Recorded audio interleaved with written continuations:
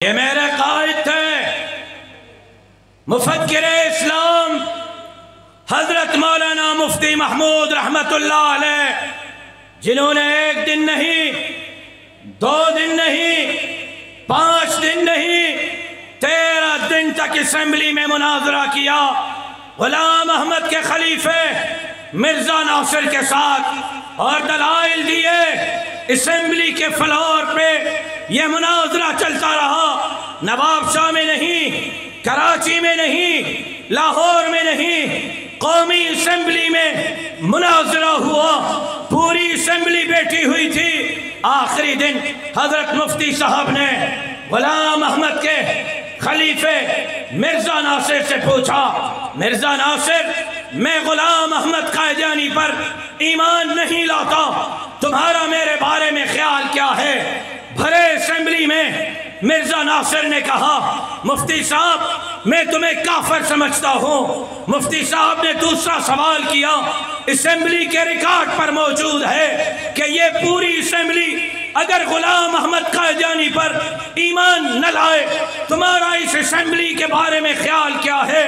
تمہارا جناب بھٹو کے بارے میں خیال کیا ہے؟ تمہارا ان اسمبلی کے اندر بیٹھے ہوئے نمائندوں، چاہے وہ مرد ہیں خواتین ہیں، ان کے بارے میں خیال کیا ہے؟ مرزا ناصر نے اسمبلی کے فلور پہ کہا کہ سن لو مفتی محمود، اگر یہ پوری اسمبلی غلام احمد پر ایمان نہیں لاتی تو میں اس پوری اسمبلی کو بھی کافر سمجھتا ہوں۔ مفتی صاحب نے تیسرا سوال کیا، بتاؤ اگر حضور اکرم صلی اللہ علیہ وسلم کے صحابہ ہوتے اور غلام احمد نبوت کا دعویٰ کرتا اور 1.25 لاکھ صحابہ غلام احمد پر ایمان نہ لاتے، تمہارا 1.25 لاکھ صحابہ کے بارے میں کیا خیال؟ تو مرزا ناصر نے کہا، اگر رسول اللہ کے 1.25 لاکھ صحابہ ہوتے اور وہ بھی غلام احمد پر ایمان نہ لاتے تو میں 1.25 لاکھ صحابہ کو بھی کافر سمجھتا ہوں۔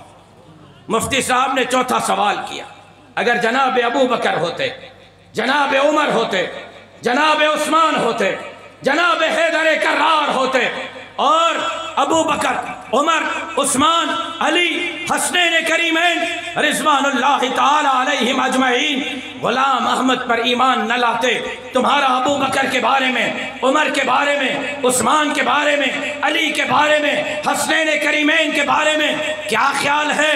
رضوان اللہ تعالی علیہم اجمعین۔ مرزا ناصر نے بھری اسمبلی میں کہا، اگر غلام احمد نبوت کا دعویٰ کرتا، ابو بکر صدیق ہوتے، عمر ابن خطاب ہوتے، عثمان ذی النورین ہوتے، حیدر کرار ہوتے، حسنین کریمین ہوتے، اور وہ غلام احمد پر ایمان نہ لاتے تو میری نظر میں ابو بکر صدیق بھی کافر ہے، عمر ابن خطاب بھی کافر ہے، عثمان ذی النورین بھی کافر ہے، حیدر کرار بھی کافر ہیں، حسنین کریمین بھی کافر ہیں۔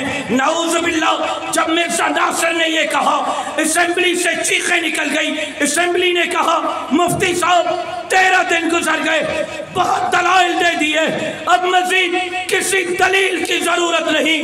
یہ اسمبلی اس نتیجے پر پہنچی ہے، قادیانی کافر ہے، پاکستان کے آئین میں لکھا جا رہا ہے قادیانی کافر ہے، اور قیامت کی صبح تک لکھا رہے گا کہ قادیانی کافر ہے۔ قادیانی کتب پر، قادیانی کتب پر، تو قادیانی کا یار ہے، تو قادیانی کا یار ہے۔ میں حضور کے اس شاطان کی آواز سننا چاہتا ہوں جو حضور کا عاشق ہے، وہ بآواز بلند بتائے جو قادیانیوں کا یار ہے، جو قادیانیوں کا یار ہے۔ تاج و تخت ختم نبوت، تاج و تخت ختم نبوت، تاج و تخت ختم نبوت۔ نواب شاہ والو، ختم نبوت کے قانون کی چوکیدار